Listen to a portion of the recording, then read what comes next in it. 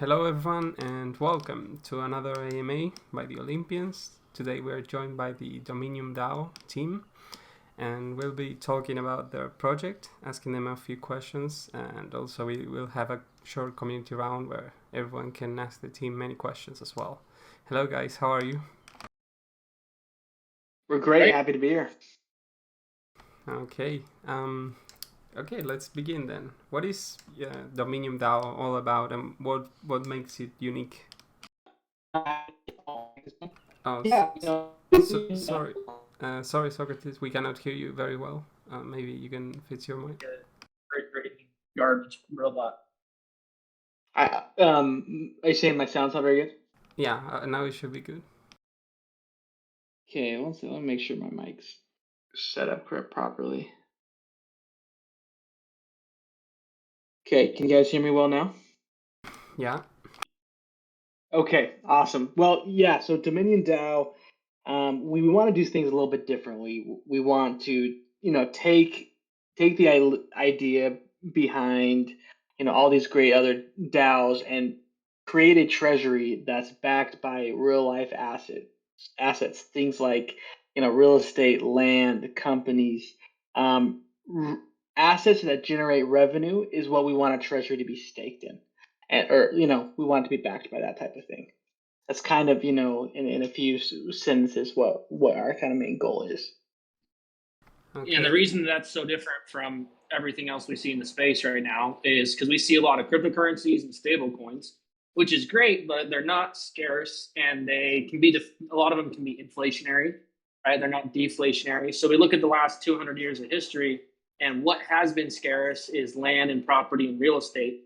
And kind of our core ethos there is we want to make sure that we're using all this money that we're generating through cryptocurrency to have access to land, life, liberty, property, healthcare, healthy foods.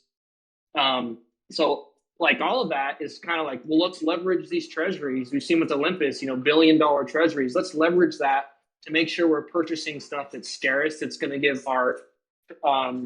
ourselves power and influence in the future with scarce necessary asset. All right, and it seems like you guys have thought this through, and you're not just another fork, another vanilla fork. But I was wondering, how do your NFT nodes and your tokenomics all synergize in your project, in your scheme, let's say? Well, there's a lot of unique things we're doing with those NFT nodes. If you've bought strong nodes in the past, you can buy a strong node, but then, if you forget a payment, you lose it and you can never sell it, right? With an NFT node, you're buying an NFT and it's a really unique, cool, well-designed graphic. And then, so you can go sell that on OpenSea, or you can keep it and you can stake it with us and it will perform like a strong node, and give those returns back to you. And kind of how that works is initially we're going to give, strong like returns, which is going to be 300, 400%, depending on your whitelist or pre-sale. And then after a year or two, when we start to hit critical mass, we are going to start lowering those returns to match what our treasury is actually giving out. So, if we say that we invest everything in real estate gives you maybe a 20, 30% return a year, then that's the return that we're going to be giving to our people. Initially, we're going to be giving out those returns in Dome, our coin, but then over time, we're going to be airdropping that in as whatever you would prefer, Matic, US dollar coin, whatever it is. Does that make sense? Yeah. I saw your documentation, but I couldn't grasp. Have you decided on what stablecoin you're gonna use your project to be backed? So at pre-sale, everyone's buying with USDC. We're not going to be backed by a stablecoin. We're going to be backed by real world assets, but we're going to sell our NFTs with by USDC. We're going to bond USDC. So that's going to be the first, just because has the most volume. It's not Tether, so at least it's not USDT, and it has the most volume on Polygon. So that's why we're using USDC. Oh, I see. But we will use Matic and wrapped Ether, things like that in the future too. But for initial launch, we're just gonna stick with USDC. All right. Yeah, I was wondering because I saw the documentation, but I couldn't really grasp what you were doing for the pre-sale. Okay, so um, what kind of accountability or security measures have you taken for your project to make sure it is a safe product? Yeah, I mean, first of all, we're setting a multi-sig. We do have our CTO fully doxed, and I'm sure you can go look up that Medium article if you want to learn more about him. He owns a company, a consulting company in DC. And so we're doing that. We're using actually members of the Olympians community to do our code audits. So we've paid, I don't know if I'm saying this right, but Indiza, and he's doing an audit of us. We have a lot of protocols in place, and then on top of that, we have our own internal um, safeguards. So all of our requests have to be approved by two members of our main team, which is usually going to be either me or Ariam here um, and on rule. And so through that, we're going to vet all of our code. We have, besides the Olympians teams that are helping us out with those audits, we have our own people outside vetting our code. We have a lot going on, a lot of safeguards, and we're okay throwing the money at the security because we have seen what's been happening in the space with all the rugs being pulled, the developers, the core team members, rugging the community, and we're so against that we're going to do everything in our power to and if anybody has other security options that we can do, we're open to more suggestions. That's kind of how we go about managing security. We're doing everything we can. We started with KYC, and the community. We kind of felt like our multi-sig guy wasn't being responsive enough. The community said, well, Ibuki and Indizat, they got a lot of credibility with the Olympians for making sure that people don't rug pull. So they're vetting all our code. They're testing all our code. They own our Twitter and our Discord to make sure we're not launching malicious, the wrong contract. We've doxed our CTO. We got our doxed CTO on multi-sig with Indizat. So everything that we can do, we've done. Okay, great. Yeah, it's good to make sure the project is secure, after all these rug pulls and failed projects. It's good to throw some extra money there. Okay, so a few more questions before we move into the community round. I saw that among your documentation, you mentioned that your DAO will implement a brand new proof of trust protocol. Could you elaborate on that? Yeah, so proof of trust is, to be honest with you, it's not our bread and butter.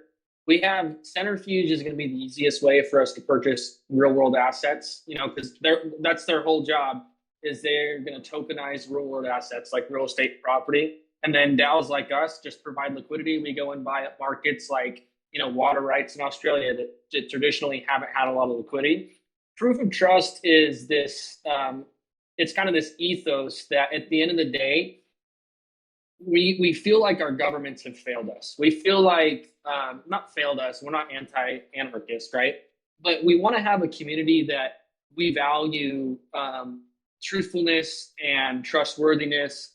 And so proof of trust is talking about our governance, right? And instead of having a traditional, like, however many coins you have, that's the vote you're going to have in the protocol. We're going to have things that our core team members take part in. And that core team members is open to anyone, right? So we call them freemen. Below freemen's the senators, and then we have equestrians, patricians, and plebes, and citizens. Citizens are actually before plebes. So, and anyone that buys Dome and stakes it, their wallet's going to have a trust store for how much they purchased, how early they purchased, and how long they've been holding, and how much they sell. And so let's say you put a lot of money in a pre-sale, and a year later, you're still holding most everything you bought in pre-sale, and the only thing you've been taking is your once a month passive income to pay your bills, then your wallet has a lot of trust with us. And so what that's going to open you up to is your, like when you recommend a certain piece of property, maybe in your homeland, whether it's the Netherlands or whether it's Portugal, and you say, hey, there's a particular relationship I have, or maybe if you want to have access to our properties, if you want to come stay at our resorts. And so our governance is a republic. And based upon your wallet score of how much you hold and how long you've held, that's how much sway you're going to be able to have in, what properties are we buying, what assets are we purchasing. And I think that at a high level there, this proof of trust protocol, there's going to be doxing of everyone. Like you're going to meet with the core team. There's not going to be any secrets. But to the public and to everyone else down at the very bottom, of people that just buy our coin and sell it, are not going to trust people that buy our coin and dump it the next day for a quick flip. They're not members of our community as much as this proof of trust kind of algorithm will determine how serious participants in our community are about putting our community first. And then proof of trust will be used. Hey, if let's say we want to buy property in New York, well, I don't want to buy property in America because it's a headache. Let's say the Portugal is a little bit easier. And we have a member there that has a high proof of trust. He's a senator in our community, and he recommends a property. We'd fly out to Portugal and meet him in person, and we might meet with his lawyer, and we'd look at how can the DAO own that property legally. And so that's kind of what we're getting at with that proof of trust. It's not our solution to owning property; it's our solution to governance. Oh, okay. That sounds really well thought.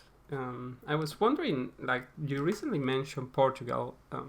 For example, since Portugal doesn't have any taxes on crypto, how do you think it will affect your decisions when it comes to buying real estate and stuff like that?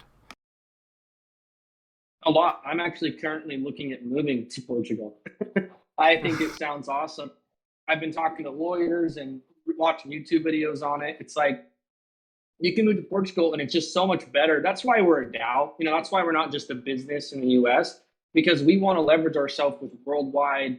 If people are passing laws that are conducive to progress, then we're going to work there. Like we have Dennis from Layer 4. I think he's in the call, and we might have him come up, and he's working on a full plan for what we're going to be doing in the Netherlands, what property we're going to buy there. And we have an exchange there that's ready to help us buy euros with, and a lot of it is about avoiding tax. Why would we build property in America and pay a 40% tax when we can go to Portugal and buy 40% more property because there is no tax? So yes, if there are countries that are more conducive to spending cryptocurrency to buy property, that's where we're going to go. And you're right, in Portugal, they have no cryptocurrency tax, and you can buy properties directly in cryptocurrency, which takes care of a whole lot of problems that you have there on the legal side and the tax side and the banking side and just the headache side of things.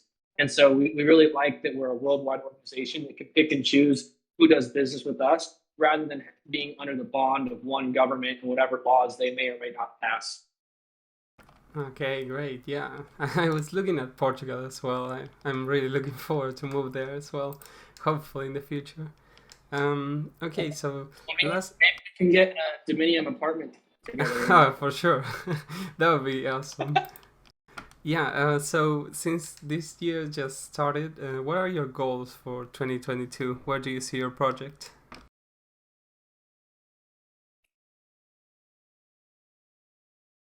Well, I mean, really, it's an exciting time because what we're doing with DominiumDAO is, kind of at the roots of what, crypto is meant to be. We're trying to give power back to the people, right?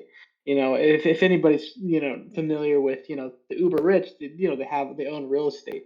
And so our goal this year is to be able to help our community, in essence, own real estate and be able to participate in that field that at this point, at least here in the United States, it's becoming quite difficult to own real estate.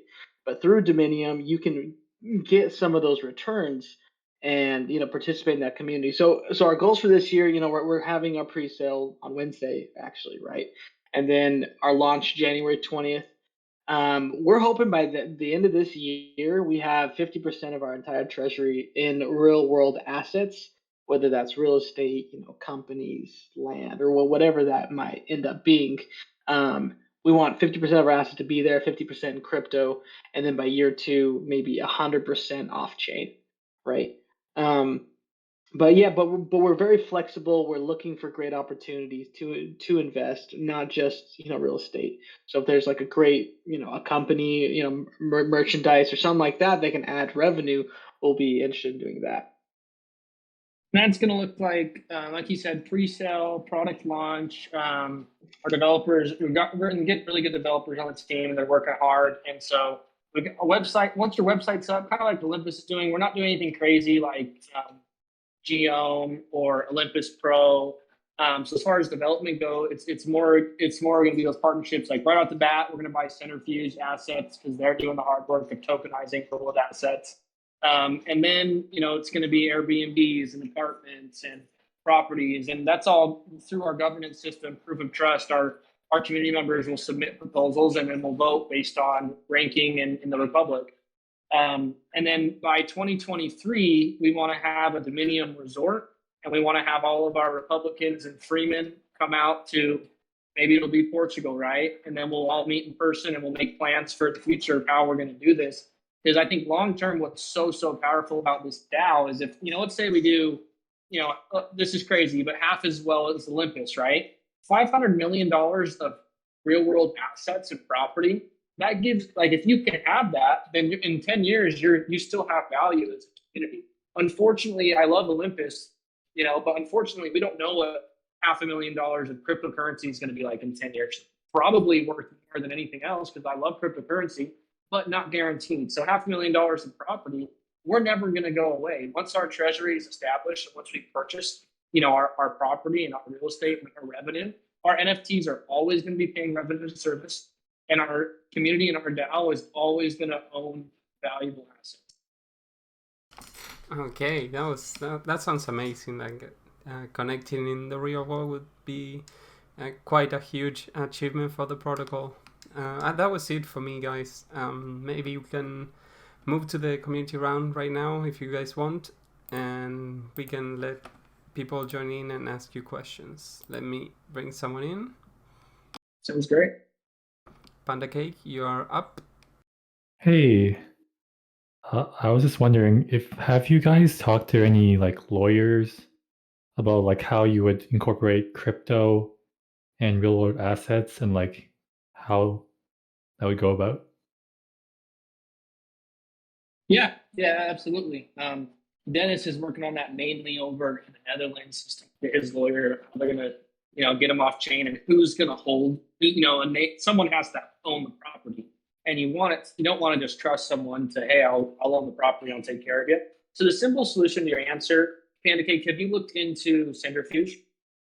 Centrifuge? I've heard about it, but I haven't really looked into it. Yeah, so maybe hop on their website and look into what they're doing. All they're doing is they're tokenizing real world assets. So contracts, real estate, property, you name it. They're just going to take these assets and tokenize them. Kind of like, did you follow what's going on? I don't know if you followed what's going on with Clima and DAO, but basically all they did is Toucan bridged those basic carbon tons, and then DAO is like, well, we're going to provide liquidity and everyone's going to buy these VCT tokens, and we're going to save the planet because we're going to, drive the price of carbon up. So similarly, that's Centrifuge is like, we're going to tokenize everything. We're going to tokenize contracts, and we're going to tokenize real estate, and we're going to tokenize, agreements. And so Centrifuge is doing the hard work. They're going to do it. All we have to do is buy those NFTs, and we provide liquidity into those pools. So super simple solution. That's a brain dead solution. So I love that solution because it's really hard to fail. Centrifuge is a huge project, and they're doing really well at that. And all we got to do is buy their product, and we've got that fixed. But we do have fun little plans that we're doing as well with and our solutions there are proof of trust. Once you're high up in the Republic, maybe you just say, hey, we're going to buy this property, and then we'll just have to create an LLC, or we'll create a business in that specific country that the DAO owns. And how are you going to know that you have access to that? It's all going to be about transparency, bringing it on chain, and publishing that. And just like you trust Olympus because they publish their GitHub, you'll trust us because we're going to publish, the LLC incorporation documents and the holdings of the LLC in whatever country. If that's what we have to do in the Netherlands, we'll dox if we have to. We don't want to in America for sure because we don't want to limit everything to American laws. But Dennis is already doxed. He's happy to dox. I wonder, Dennis, if you're here, put your hand up. I'd love for you to talk to Panda Cake here. He said he'd be here next week. But yeah, look at a centrifuge, and then basically the short answer is we will dox and build an LLC. It's not rocket science, and it just unfortunately means we have to dox. Okay, just quick clarification. Are you going to do something like centrifuge, or are you going to go through centrifuge to bridge? We're going to go through centrifuge. Centrifuge does the bridging, we do the buying. Okay, so are you going to contact them, or have you contacted them, and you're going to like, since you're dealing with a large amount of assets, so I mean, right now they have $53 million locked already for people that want to buy real world assets, and that's all they do is this product. So they're not going to be like, no, don't buy our product, because that's how they make money, right? That's what they want to do. That's the value they create. But you're right. I would like to say we've talked to them. We've had a personal partnership going with them. Right now, I kind of feel like that's like asking Olympus if we can buy their bonds. Like we can just go on and buy their bonds. But I did reach out to them today, actually, because I want to be able to tell you that, hey, we've talked to them and they're going to give us a discount because we're buying so much or something like that. right. I mean, my take is that the first year, we're not going to, we might throw 20 million at centrifuge, maybe not, right?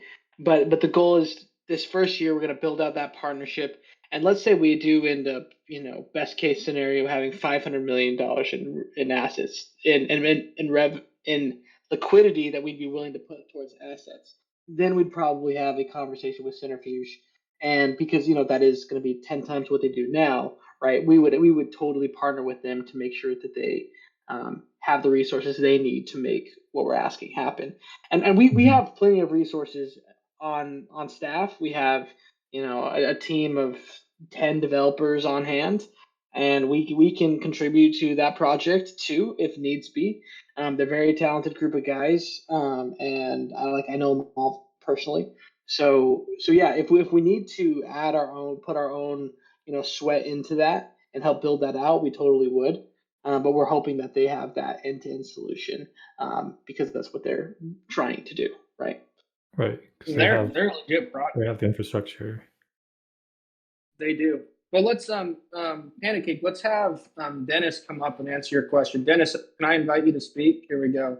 He's Layer Fort, and he can kind of tell you what's going on with, basically he owns, this company that owns like 40 properties in the Netherlands, and they do like Airbnb stuff with it. So Dennis, if you want to introduce yourself and kind of give us an update on what you've been doing in the Netherlands, it's going to allow us as a DAO be able to buy property there. Yeah, I'd love to hear hi, it. fellas. Thanks for having me on. My name is Dennis Bosma. I'm from the Netherlands. And I own a couple of companies here in the Netherlands, one of which is revolved around real estate. We manage currently for the company GetStay around 200 properties. It's all started with my own company a year ago, and we are renting out to tourists as well as to expats. So in the wintertime, there is less tourism, more people who are working in the Netherlands, building data centers, and in the summer, we are renting full on to Germans, and that's weekly, so that's for the short term. I've been talking with Ed Areum for a bit now, and we are willing to establish a kind of a partnership. And so I'll be glad to provide any questions revolving around the real estate itself, if there are any. Yeah, so like you've really looked into like potential properties. You have like a person you're already connected with. Okay, so yeah, so have you thought of like a potential solution, like after you go through centrifuge? Like how would you deal with like a business or taxes and all that stuff? Well, Dennis, Mhm. about that. Yeah. The legal part of it is that there has to be a name on the signatory, whether if that's a private person or a business. So that part can't be avoided. I've been speaking with lawyers here in the Netherlands, and there is a kind of a gap in the air between the legal part and the blockchain. And the IRS here is trying to solve that part, trying to make it more profitable for companies to do this kind of things. yeah, we've been looking at different possibilities as well as utilizing, as providing different options for using the liquidity. If we are looking, for example, at a liquidity of 1 million, then we could go different ways. The first of which might be buying private homes, which could be rented, let's say at a purchase price of 300,000. 3 homes can be purchased and rented out the whole year. Which would not only be backed by the price of the house, so if chosen, it could be sold any given moment, and it would only increase in price. As you saw in 2008, here it only dropped about 20,000 euros and it shot back up. Second option might be investing in prefab smaller homes. Thus building much more, thus being rented more. And it depends. We were planning to revolve around data. So we're using some tools to see in what regions guests tend to book. So not only from our base of tourists, but as of bases as of AirDNA, data given by Booking.com, and trying to utilize the data in the best way possible. Okay. Yeah. And I Dennis, really like that you guys really thought this through and already thought of solutions, potential solutions, all that.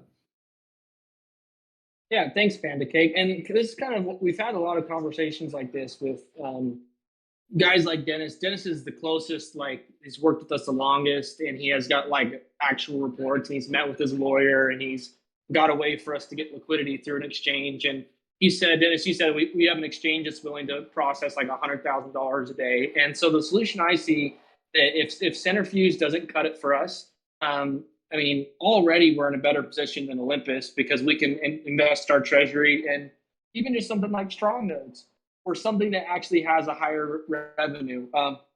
Because farming isn't the greatest revenue that's possible in crypto, or else everyone will be doing it. But Dennis, from what I understand in our conversations, as soon as we create an LLC in the Netherlands, all we got to do is dox one of our members and create an LLC in the Netherlands or some sort of business operation. We go to that exchange, we put $1 million in euros, and then we can get to work. And you guys are happy to work with us, correct? Yeah, we certainly are. That wouldn't be a problem at all. The thing here in the Netherlands is that the exchanges or basically the notaries are gonna ask where that money comes from. So there is no notary who's gonna agree to sign or to give out the property without knowing where the funds come from. So there's a certain amount of taxes which could be avoided with signing business contracts with our company, GetStay. And the second part is that we from GetStay can provide liquidity. We can actually provide sell and purchase contracts to the LLC of Dominium, thus having a back of the fund actually. Yeah. It might be easier to work with companies like GetStay that currently own the properties and get a contract going there for a purchase contract rather than working through banks and notaries and everything else that makes things complicated. Kind of like we've talked about one of our guys in America that has a lot of properties. Like you do sell like a seller finance deal or selling on a note rather than working through the banks and through how maybe a normal person would work through a realtor. You avoid a lot of the legal jargon when you work person to person. And that's why part of us has said, hey, we're only going to buy property from members of our DAO, person to person, because we have a lot more rights. And that's kind of back down to that proof of trust, right? It's like we want to be able to work as a community, kind of like farmers did back in the day. Hey, I've got the chicken, you got the sheep, and let's do a trade, and let's sign a piece of paper and make sure that paper is legally binding because we don't want to just trust people at the end of the day. But we can avoid a lot of the headache that way. Yeah, fully agree on that. Yeah. Okay. Great. You. Well, thanks, Answered Dennis, my and thanks, question. Panda Cake. Thanks for the question, Panda Cake. I'll move you to the audience so we can bring someone else in. Mats has been waiting for quite some time, so We'll bring him now. Mats, you can talk. Oh, I believe he's muted.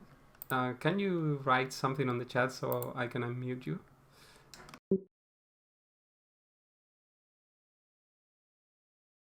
Mats? Okay, maybe we can bring someone else. Meanwhile, Ghost Rider, you can talk now. Meanwhile, I'll try to... Okay, you shouldn't be silenced anymore.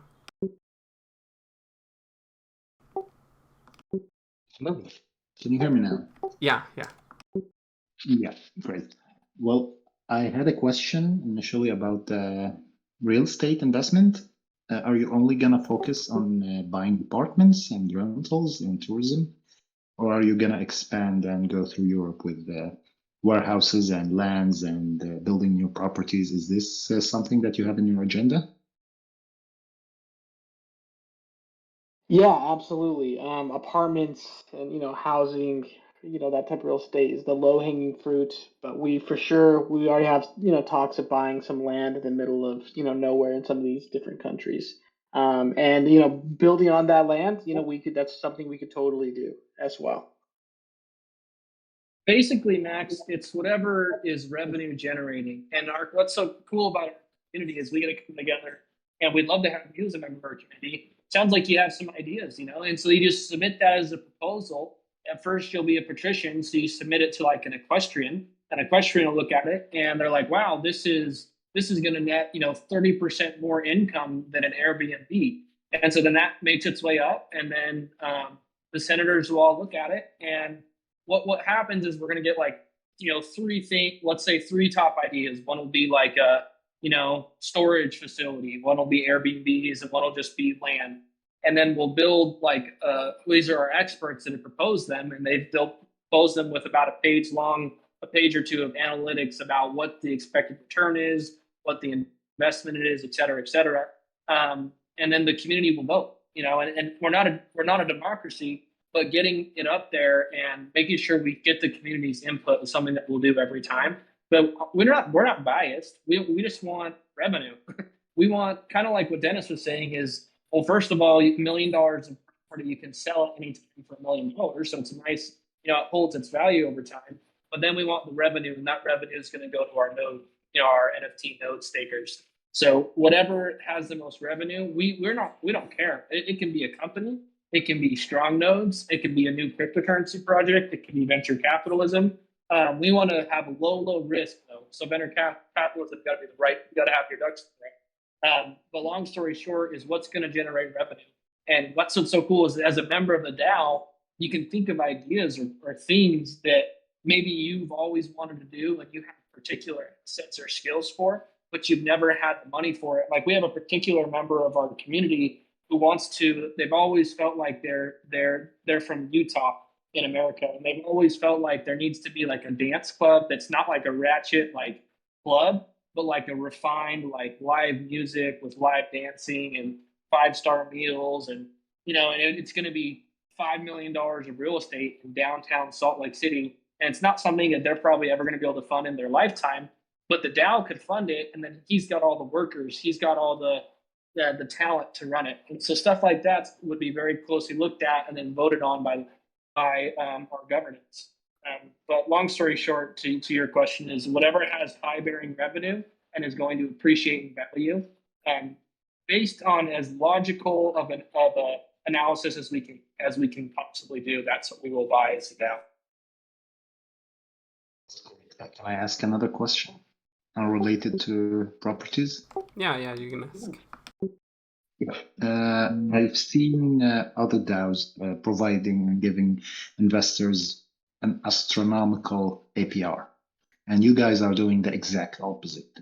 And I know that you realize how heavy marketing this will require. So how are we going to push this into the market? How are you going to compete to survive for the long term against these short-term high APYs?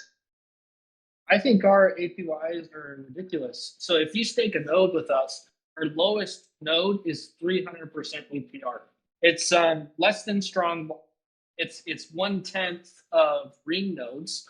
It's like 1/7 of Thor nodes. but it's still 300% APR. And so I think that we're promising crazy APRs that are only possible because early adoption will be like this. And Socrates said after 2 years, we're going to cut that down. We're probably going to cut our rewards in half in 6 months. Kind of what like Strongbach did. We're going to always be cutting our rewards. We have economics PhDs looking at everything we're doing on our team.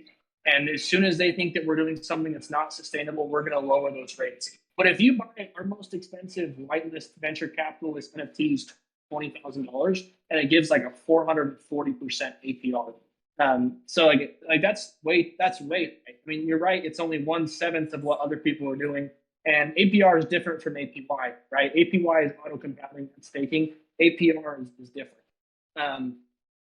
But that's good marketing. I mean, it's really bullish to think that you could invest in a project and get 300% of Dome APR, and then you get revenue as a service. Or even, there's good projects like Anchor Protocol that do 20% APR, and they're good. They've got tons of money locked in there. So we're saying, hey, we're going to buy, real estate and do 30% APR. That's like a 2 to 3 year goal, right? Kind of like what Olympus DAO. If you ask them, they say they're not going to do 7,000% or 200,000% APY forever. They say, hey, we're using this for value accrual and wealth creation. And then after 2 years, we're going to stabilize and we're just going to be a currency that's backed by a treasury. So similar thing, we're actually starting out really high. And I think that high is what Olympus was doing because we don't want to have price action like any of these other funds have. I don't like any of the price action, any of the DAOs. I like the price action on Strong. I'm okay with that. So our tokenomics are really close to what Strongbach is doing and not anything close to what a lot of these DAOs are doing because we don't want people to get dumped on. We don't want people to have so much sell pressure. I don't think it's good for the economy or for the community. Yeah, and just to second that, our goal is sustainability. We do have a lot of marketing, going out there to try to increase our, market penetration. And we're going to consistently do that, but we're not going to do that at the risk of our product. We feel that our product is very unique. I mean, from my perspective, a lot of the people I know who are getting involved in this project are people who have been on the fence about crypto. Well, crypto's not backed by anything real, right? Well, now with our project, you can say, well, actually it is. We're only going to be backed by revenue generating assets. And so that's a huge value proposition that there's not a lot of crypto projects trying to do. So we're not desperate for people to come join us. We're going to give people that opportunity, and if people aren't interested, they aren't interested. We only want people who believe in this project to invest, and we feel that it's, if it takes us 2 years to get to critical mass, it'll take us 2 years. We're not going to rush that. Sustainability and long-term value added is our main goal. Okay, understood. Very good. Good luck, guys. Thank you Thanks. for the question. Appreciate it, Max. We can bring someone else in, and then we'll answer some from the text chat so that nobody feels excluded. Jin, you have to accept the invite. Okay. Meanwhile, you can. Okay, he's here. You can talk, Jin. Hi. So I actually had a question that was regarding your NFTs. I'm sorry, your real estate assets. So as I understand, like renting and Airbnb, like those kinds of services require operational costs, and so I was wondering like how that would be accounted for. We have the tax that voters pay, but I think Dennis probably has a better answer for us. Yeah, accounted for in the question is the simplest answer. The properties have to be cleaned, they have to be ready-made for tourists. So we will disclose in a quite close way what kind of exclusivity we could make, thus keeping the costs lower for Dominium and utilizing the full profits back to the DAO. Yes, I understand, but like, how would where would the Like, where would the money come from? The money would come from tourists. So tourists who are booking directly, who are booking on channels, on Airbnb, Home2Go, we have API connections. So there will be the payments would be automatically processed. And I meant like where would the money that would pay for the operational costs come from? I believe that's tokenomics. As in, like, after you buy it. It's Gene, you got to look at it as like an investment. If you and I and two of our friends raised $1 million and bought an Airbnb, like all that goes into it. Maybe the Airbnb's property is only worth $1 million, but your first time that you rent out, 10% of that profit goes into maintenance or goes into cleaning, 20%, whatever it is. Dennis is already running the business over in the Netherlands, and they own the property, so we're going to buy the properties from them, and then we're going to buy the cash flow. And so they're going to keep running their operations as normal, but we're going to be the ones that profit off of it, right? And they sold the properties, they get rid of their bags. And so basically, like if I were to go buy an Airbnb right now in Boise, Idaho, I would look at okay, I bought this Airbnb for $1 million, and we're renting it out for $200 a night, and we're gonna hire Jose to clean it every day after it. And you're gonna have to set up an LLC to run it, but we're basically an incubator, and we're gonna own companies that do all this. If you're imagining Dominium having like a receptionist and like one of our DAO members is gonna go and clean it, like maybe, right? But that's something that we would work out in our proposals. And so let's say you had an Airbnb in your city that you thought the DAO should buy, you would propose not only the purchase of the Airbnb, but also the maintenance and the cost. All that goes into profitability. And it's kind of like a little mini business plan. You have to have a plan for that to be profitable and generate revenue for the DAO, or else it's not going to be a purchase that the DAO makes. And that's going to be why the DAO starts out with stuff like Strong Block or maybe just farming. Like with half of our assets, we expect to stay in cryptocurrency over the next 12 months because it's easy and it's plug and play. Doing businesses like Airbnb, we're running businesses. And so they're going to be a little more complex. And members of the DAO that propose that are going to be like little business owners that are helping us manage that and making sure that all of our ducks in a row. Because the last thing we want to do is have an Airbnb that doesn't cash flow. I believe I might have an answer for Jin in this scenario, and I'm just gonna output the variables. I haven't mentioned anything since we haven't signed anything, and I'm willing to avoid to say things that are not true. But the variables that you could keep in mind, Jin, is renting out a property.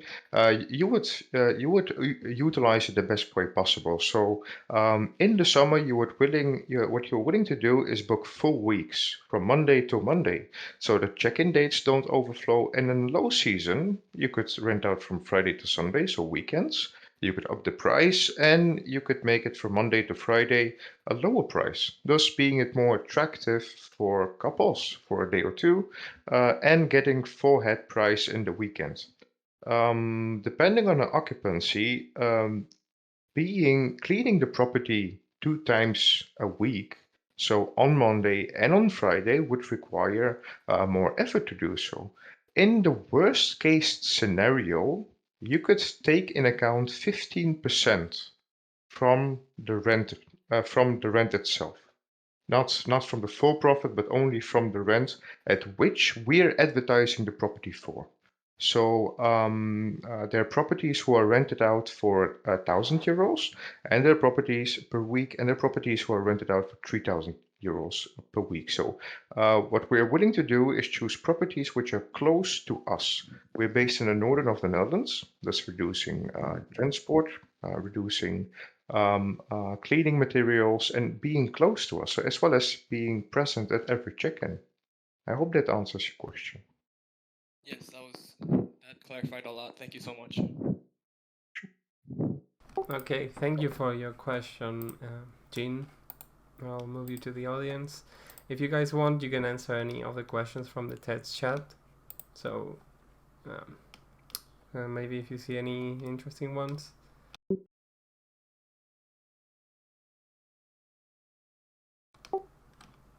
For example, this one: what is your marketing strategy that will bring even the low-income members investing in real estate?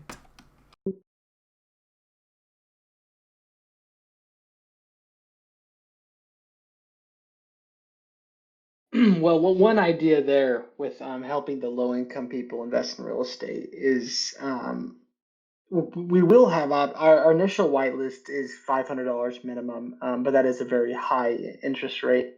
But with our normal launch, I think our lowest is $100 or $200. Is that right, RM? $100 is our lowest. Yeah, and that might be if you really are struggling, that might take you a few weeks to get 100, but that still is going to give you good returns.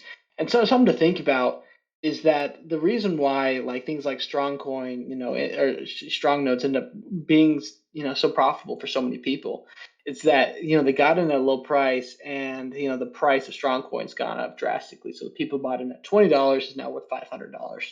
And so, that could be the same thing happening here. And so for those low income people, like, hey, I only have $100. Well, you can buy an NFT node that is going to be a limited edition. Like all of these pre-sale and whitelist pre-sale NFTs are going to be limited edition that you can sell on like, OpenSea or whatever it is, and make a profit there. But yeah, well, we're hoping to give that option for those low income people and allow them to get in. And if they hold, let's say they get in, they buy 100 and they buy another in a few weeks, and they're able to buy 500 or something like that, and they hold it for a year, they would still be a contributing part of our community and a trusted member, regardless of whether they were able to throw 20K at it. And because he said marketing, I'm thinking like he thinks that our niche market is people that couldn't invest in property, but now they get to with DominiumDAO. Like we're not going to market to those people, to be honest. Like I don't really like our main market is people that have been buying nodes and DAOs. Like like Ring was at 300 million, and they were like the scammiest scam, And Olympus is a great project, but they're backed by cryptocurrency. So it's like people that like these projects, but they wish that they were backed by real world assets. That's our market. Like our market isn't Nancy who always wanted to own a house and now she can through DominiumDAO. No, our market is people who like the idea of nodes. They like the idea of passive income. They like the idea of cryptocurrency, and they think it's a hedge to have a cryptocurrency that's backed by real world assets, right? Because right now cryptocurrencies are backed by nothing. At least Olympus is backed by something. But that's what we're creating. That's our value add. It's not just so people, if you want to buy property, if that's what you want to do, go buy property, if you have enough money to do it. No, like the people that are buying our project, people that usually can't afford to buy property, but they see the value add of having a treasury that's real property versus just a treasury of stablecoin. I do see a good value add though there, that this project does give opportunity to low income people to be able to buy, at least participate in that real estate market. And we do value that value add, but like Ariam said, that's not our target market. I do feel like in the future though, we have had some contacts that, our Instagram influencers and Facebook influencers that love our project, they've thought about. We've thought about partnering with them to go into those markets, and that could bring in that niche market that whoever mentioned that comment was talking about, and that is something we would be willing to do in the future. Just right now, as Ariam said, our target market is the people who are in this space who are buying other projects and they want a project that's going to be built to last. Okay, great. Maybe you can answer any other question you see on the chat before we wrap things up. Will there be any KYC? Yes, we do have KYC and multi-sig. Is going to be set up. We're going to have one doxed member plus me and Ariam and is it Indiza? Am I saying that right, or is it Indiza? How do you say their name? I don't know. The Olympus guys might know. Indiza and yeah, Indy. We just call him Indy. Indy. Okay, yeah. So and Indy's going to be a member of our multi-sig. We're going to have 4 members. Our docs member, myself, Ariam, and Indy. I see a lot of questions about. I like Ohm 0811. Think Jade and Fiscus. We're actually gonna take it off the website, but I mean, Jade and Fiscus had cool ideas, right? Fiscus is revenue, real world assets backing a treasury, and Jade is a treasury that's used in venture capitalists and stuff. So Jade and Fiscus, they have good ideas that for execution. Whether it's because their team has felons in it that went to jail for a Ponzi scheme, or because their team has like kids in it that kind of screw people over. Why isn't there any allocation for team prior to launch, Captain Call? Because then you have teams that are holding coins and dumping on you forever. And I'm buying in at pre-sale, so is Socrates, and we're gonna have to literally have our own money in this project, and that's how we're gonna. If we want to make money off of it, well, great. I mean, I'd love to get in at ground zero in a project, right? This is the first ever sell of the coin, and that's where you get to buy in. But we don't like this model that people have been doing of big team allocations at ground zero. The coin gets 100x, and the team's just holding this massive bag to dump on you forever.